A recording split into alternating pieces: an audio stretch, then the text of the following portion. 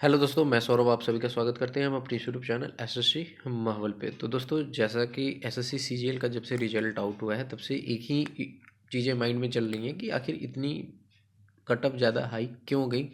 और ये चीज़ें इसलिए भी चल रही है ना क्योंकि हमारे पास वैकेंसीज अच्छी खासी थी। तो वैकेंसीज अच्छी खासी थी, उसके बावजूद अगर कट ऑफ पिछले साल को बीट कर दी है तो इसलिए जो चीज़ें हैं वो समझ में नहीं आ रहा है कि आखिर ये कैसे पॉसिबल है।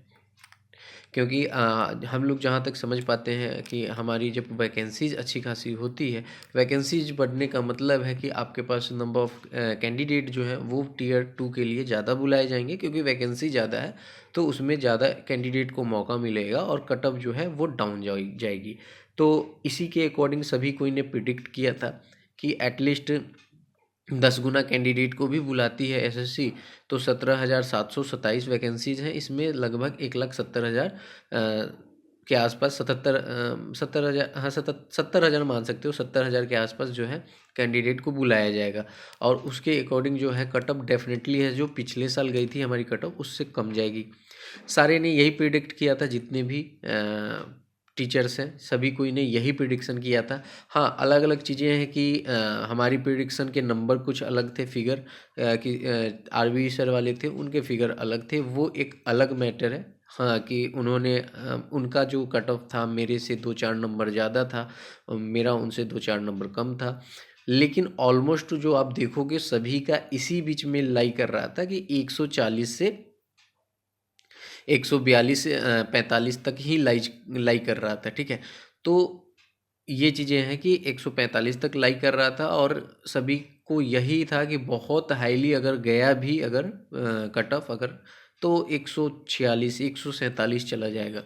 मैं एक टाइम के लिए ये भी सोच रहा था कि चलो अगर कट ऑफ बहुत गंदा सिनेरियो हुआ तो हमारी 146 147 तक जा सकती है। ठीक है, तो उस अकॉर्डिंग भी हमारी कट ऑफ उतनी भी नहीं गई है, उससे भी ज़्यादा गई है, 6-7 नंबर ज़्यादा चली गई है। तभी ये सोच होता है कि आखिर इतनी हाई कट ऑफ क्यों गई है। दूसरी बात कि आप देखोगे तो आपको जो है यहाँ पर एक ही लैब से, ठीक है, एक ही लैब से मल्टीपल कैंडिडेट जो हैं सिलेक्ट हुए हैं, क्वालिफाइड हुए हैं। तो क्या ये एक कोइंसिडेंस है? ये सारी चीज़ों पे जो है ना एसएससी को क्लियरिफाई करना चाहिए कि कैसे हुआ। चलो एक थिंग ये समझ जाते हैं कि कट ऑफ जो है मार्क्स बच्चे के अच्छे आ रहे थे, हो सकता है कि हम लोगों ने अच्छा एनालाइज नहीं किया कि क्या मार्क्स आ रहे हैं, या हमारे पास जो डेटा थी उसके अकॉर्डिंग हम वहाँ तक नहीं पहुँच पाए कि 153 भी जा सकता है। एक समय के लिए ये भी मान लिया, बट जब एसएससी देख रही थी कि कट ऑफ थोड़ी हाई जा रही है तो उससे ज़्यादा गुना कैंडिडेट को लेने में क्या प्रॉब्लम हो गई, क्योंकि आपके पास सफिशिएंट टाइम था। आपने मेंस जनवरी में करा रखे हैं और उसमें भी आप एक दिन और एक्स्ट्रा ले लेते, जो आप 18 19 20 कर रहे हैं उसे आप 21 तक बुक करा लेते। लेकिन आप इस चीज़ को ज़्यादा कैंडिडेट को सिलेक्ट तो कर सकते हैं जिससे कि कट ऑफ हमारा कंट्रोल में रहता और उन कैंडिडेट को भी मौका मिलता जो जेन्युइनली जो है मेहनत किए थे, बट अनलकली वो इजी शिफ्ट में आ गए थे। बात करें तो देखो, चीज़ें इसलिए भी डाउट में आ रही हैं ना क्योंकि आप जो समझो कि सीजीएल का पेपर हुआ है, उसमें हमारे सीएचएसएल का पेपर हुआ है, उसमें हमारे सीजीएल के भी एस्पिरेंट होते हैं। तो सीजीएल एस्पिरेंट भी उस पेपर में अपेयर करते हैं, तब हमारी 3700 पे कट ऑफ 157 गई है। और यहाँ पर आप देखो कि 17,727 में हमारे पास जो है 153 गई है कट ऑफ, सिर्फ 4 नंबर का डिफरेंस। ये एक थोड़ा सा सोचने पर मजबूर करता है। वीडियो बनाने का मतलब ये नहीं है कि कुछ इसमें गड़बड़ ही है, ऐसा कुछ भी नहीं है। संदेह है, इंडिकेशन है कि ऐसा क्यों हुआ है। अगर सारी चीज़ें सही हैं तो उसको रखना भी चाहिए कि कैसे क्या हुआ है। और रिसेंटली जो एग्ज़ाम हुए हैं उसमें भी कुछ चीज़ें निकल कर आई हैं जिसके कारण आपका जो है हमारा आपका जो है थोड़ा सा शक जो है वो बढ़ता जा रहा है। क्योंकि एमटीएस में आपने देखा है कि वहाँ पर टीसीएस सेंटर में प्रॉब्लम हुआ था। आपको ये जीडी 2024 वाले में आपको हुआ था, जिसके कारण पेपर जो 2-4 दिन के पेपर थे उसको कैंसिल कराकर आगे शिफ्ट किया गया था। तो ये नौबत आ क्यों रही है? और प्लस अगर इतना ही हाई मार्क्स आ रहे थे बच्चे के तो आपने ज़्यादा मल्टीपल कैंडिडेट क्यों नहीं लिए? क्योंकि आपने प्रीवियस ईयर में लिया है। जब आपकी वैकेंसी ह्यूज थी, 36,000 वैकेंसी थी, तब आपने 3,60,000 कैंडिडेट को ले लिया, और अब आपकी वैकेंसी उससे कम है। पिछले साल आपकी वैकेंसी 7600 थी, 8400, तो उस पर आपने 71,000 कैंडिडेट लिया। आज आपकी वैकेंसी 17,727 है, तो आपने क्या किया है कि 1,65,000 ही कैंडिडेट लिया है। तो ऐसा आखिर क्यों? क्योंकि रिसेंटली एग्जाम में तो आपने ज़्यादा कैंडिडेट लिए हैं, तो फिर सीजीएल में क्यों नहीं लिया, जबकि इसके लिए पिछली बार प्रोटेस्ट हो चुका था। अब चीज़ें समझ में नहीं आ रही है। देखो, फाइनल वैकेंसी आएगी तभी पता चल पाएगा कि वैकेंसी बढ़ी थी या घट, जो थी वही थी, या घट चुकी थी। अगर घट चुकी थी तो उसके अकॉर्डिंग चीज़ें समझ में आएंगी, लेकिन अभी के अकॉर्डिंग तो 17,727 के अकॉर्डिंग तो आपने कम कैंडिडेट को बुलाया है।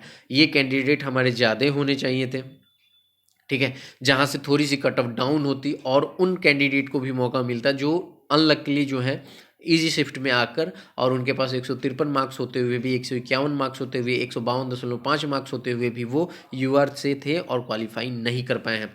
देखो, सिर्फ यूआर की ही कट ऑफ नहीं, आप देखो तो हर एक कैटेगरीज की कट ऑफ कुछ उसी तरह की है। एक एसटी की छोड़ दी जाए तो, ठीक है, एससी की 126 ही गई है, जो पिछले बार गई थी। पता नहीं एक साल में इतना कंपटीशन तो मुझे नहीं लगता कि ऐसा कुछ हुआ है, क्योंकि रिसेंटली हमारा सीएचएसएल का पेपर हुआ है, तो उसमें अगर ऐसा ही था तो उसका कट ऑफ प्रिडिक्शन तो सभी ने 162 165 कर दिया था, 166 तक कट ऑफ हुआ था, तो उस रेंज में भी जाता, बट उससे नीचे ही रहा।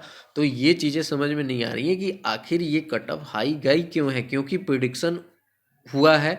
और हमने जो प्रिडिक्ट किया था, कट ऑफ की मैं बात नहीं कर रहा, मैंने जो प्रिडिक्ट किया था आपको नॉर्मलाइजेशन, कुछ उसी तरीके से नॉर्मलाइजेशन हुआ है, फिर भी कट ऑफ नहीं गई है उस तरह से। तो एज एक्सपेक्टेड कट ऑफ क्यों नहीं गई है? वेरिएशन इतना ज़्यादा है कट ऑफ में। ये नहीं कि कट ऑफ सही नहीं हुई है तो रिजल्ट गलत है, ये बिल्कुल भी नहीं है। कट ऑफ के आसपास नहीं है।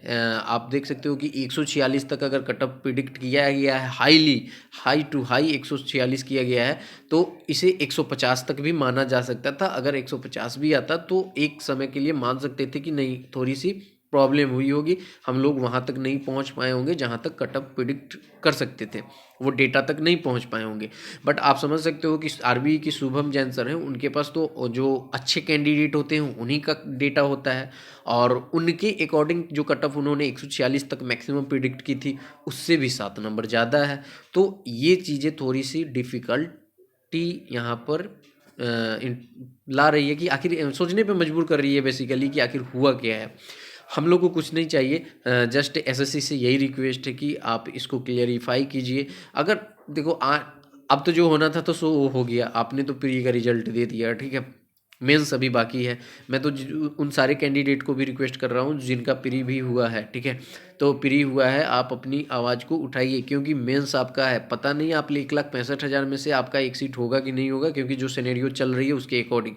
तो इस अकॉर्डिंग जो है आप अपनी आवाज़ को आगे बढ़ाओ, एसएससी तक पहुंचे, ताकि एसएससी अगली बार से नोटिफिकेशन में एटलीस्ट ये मेंशन करे कि हम जितनी भी वैकेंसी आएगी उसका इतना टाइम फिक्स लेंगे, मतलब इतना टाइम्स कैंडिडेट लेंगे। जैसे आपने एसएससी एमटीएस हवलदार के लिए लिखा है कि हम पीईटी पीएचटी के लिए 1:7 में कैंडिडेट को लेंगे, तो 7 गुना कैंडिडेट को आप लोगे। तो सिमिलरली मैटर ये नहीं करता कि आप 10 गुना को ले रहे हो, 12 गुना को ले रहे हो। आपसे रिक्वेस्ट ये है कि आप जो है ना, इसको मेंशन करो कि हम 8 गुना लेंगे तो 8 गुना ही लेंगे, ताकि जो कैंडिडेट है उस अकॉर्डिंग प्रिपरेशन कर पाए, ठीक है। तो ये चीज़ें हैं, आपको इस पर वर्क करना ही होगा, और हम सभी कैंडिडेट के लिए ये बहुत ही ज़रूरी है। क्योंकि अब देखो, मैक्सिमम कैंडिडेट जब लिए जाएंगे तो आपके क्या होंगे कि आपके चांसेस बन पाएंगे। बताओ, 151 153 हमारे टेलीग्राम ग्रुप में है, 153 यूआर से लाकर वो कुछ नंबरों से छूट जा रहा है, तो ये तो गलत बात है ना। क्या उसके, अगर नॉर्मलाइजेशन की बात करो तो उसके तो एवरेज स्कोर से, शिफ्ट स्कोर से ज़्यादा स्कोर है, तो उसको तो बेनिफिट मिलना चाहिए, बट उसको बेनिफिट मिल नहीं रहा है। और इस पे क्या है कि जितने भी बड़े टीचर हैं, खैर अभिनय सर तो बोले हैं, और जितने और भी जो टीचर हैं, जैसे शुभम जैन सर हो गए, गगन प्रताप सर हो गए, आदित्य रंजन सर हो गए, सर एटलीस्ट इस चीज़ पे तो आप इशू को उठाइए कि मैक्सिमम कैंडिडेट को लिया जाए। क्या हुआ है नहीं हुआ है वो चीज़ें तो बात की बात है, क्योंकि वो एसएससी बताएगी कि क्या नहीं है। बट ये चीज़ें हैं कि कैंडिडेट को ज़्यादा लिया जाना चाहिए, या आपके नोटिफिकेशन में ये चीज़ें फिक्स होनी चाहिए कि हमारी कितने गुना कैंडिडेट को बुलाया जाना चाहिए, ताकि जो कैंडिडेट हैं, जो लेबोरियस कैंडिडेट हैं, जो डिजर्विंग कैंडिडेट हैं, जिनको जॉब की नीड है, वो एटलीस्ट अपनी प्रिपरेशन उस अकॉर्डिंग कर सके कि हाँ 8 गुना कैंडिडेट को बुला रहे हैं तो इतने कैंडिडेट ही जाएंगे, उसमें हमें अपने आप को लाना है, तो वो मैक्सिमम प्रैक्टिस करेंगे।